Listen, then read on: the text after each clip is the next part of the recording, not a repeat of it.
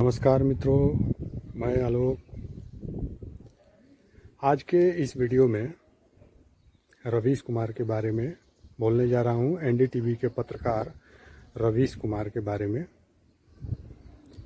जैसा कि आप जानते हैं कि रवीश कुमार के भाई ब्रजेश पांडे उनके बड़े भाई हैं और वे गोविंदगंज विधानसभा क्षेत्र से महागठबंधन की तरफ से कांग्रेस के उम्मीदवार के तौर पर कांग्रेस के उम्मीदवार के रूप में चुनाव लड़ने जा रहे हैं। इस तरह की बातें की जा रही है। हालांकि महागठबंधन के द्वारा औपचारिक रूप से इस बात की घोषणा 30 सितंबर के बाद ही होगी, लेकिन इस बात को पूरी तरह से निश्चित माना जा रहा है कि ब्रजेश पांडे का टिकट यहाँ कंफर्म है।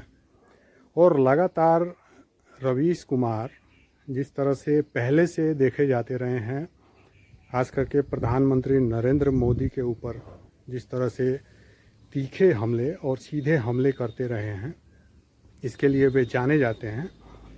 वे सीधे तौर पर प्रधानमंत्री मोदी को, उनके सरकार की जो नीतियां हैं उसके ऊपर सवाल उठाते रहते हैं और ऐसा लगता है कि वे इस क्रम में बाल का खाल और खाल का बाल खींच रहे हैं और पत्रकारिता में उनके लिए कुछ और करने लायक बची ही नहीं है। वे लगातार मोदी के पीछे, मोदी की नीतियों के पीछे ही उसका विश्लेषण करते, उसका चर्चा करते देखे जाते हैं और ऐसा लगता है कि बाल का खाल और खाल का बाल खींचने के क्रम में शायद वे कुछ भी ऐसा नहीं कर पाते हैं जिससे लगे कि वे पत्रकारिता निष्पक्ष रूप से कर रहे हैं। हाँ, ये मैं मानता हूँ कि प्रधानमंत्री मोदी के प्रति वे बेबाक रूप से, निर्भीक रूप से अपनी पत्रकारिता कर रहे हैं।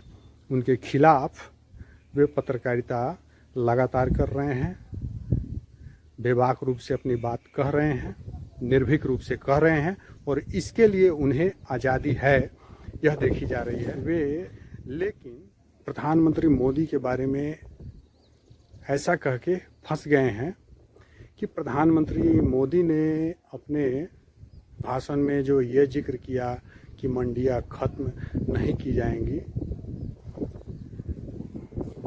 ये बातें झूठी हैं और ऐसा उन्हें नहीं कहना चाहिए था। ये रवीश कुमार का कहना है कि उन्हें ऐसा नहीं कहना चाहिए। जबकि आप समझ सकते हैं कि नया कृषि विधेयक जो पास हुआ है उसमें जब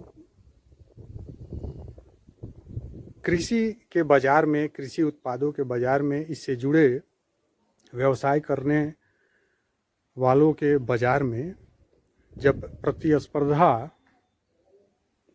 देखी जाएगी तो उस प्रतिस्पर्धा के दौर में मंडियां खत्म हो ना हो, जो अभी जिस रूप में मंडियां हैं वो अगर ख़त्म भी हो जाएं और दूसरे रूप में फिर मंडियां आए, दूसरे रूप में अगर मंडियां आएंगी भी तो कहीं ना कहीं इससे किसानों को उनके फसल का, उनके उत्पादन का मूल्य सही मिलेगा, तभी दूसरी मंडियां इस बाज़ार में अपना आधिपत्य कायम कर सकेंगी।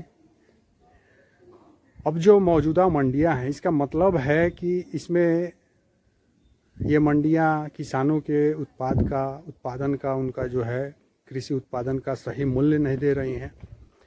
तो इस बात की पूरी गुंजाइश है कि ये मंडियां खत्म हो जाएंगी। हालांकि सरकार अपने तरफ से इस तरह का कोई प्रावधान इस बिल में नहीं रखे हुए है जिससे ये मंडियां खत्म हो जाए।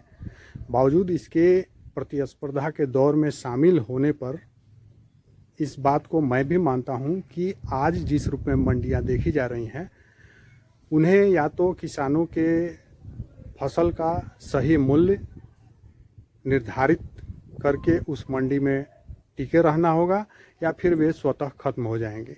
तो इसमें कहीं से मुझे ऐसा नहीं लगता है जो किसानों के हित में नहीं है। बावजूद इसके प्रधानमंत्री मोदी की बातों को करके रवीश कुमार जिस तरह से लगातार उनके ऊपर अपनी टिप्पणी कर रहे हैं, उससे ऐसा लगता है कि शायद उनकी पत्रकारिता बस प्रधानमंत्री मोदी और उनकी नीतियों के बाल के खाल और खाल के बाल खींचते रहने तक ही सीमित रह गई है। आज के वीडियो में इतना ही। आप देखते रहिए भोला भाई चौक। नमस्कार।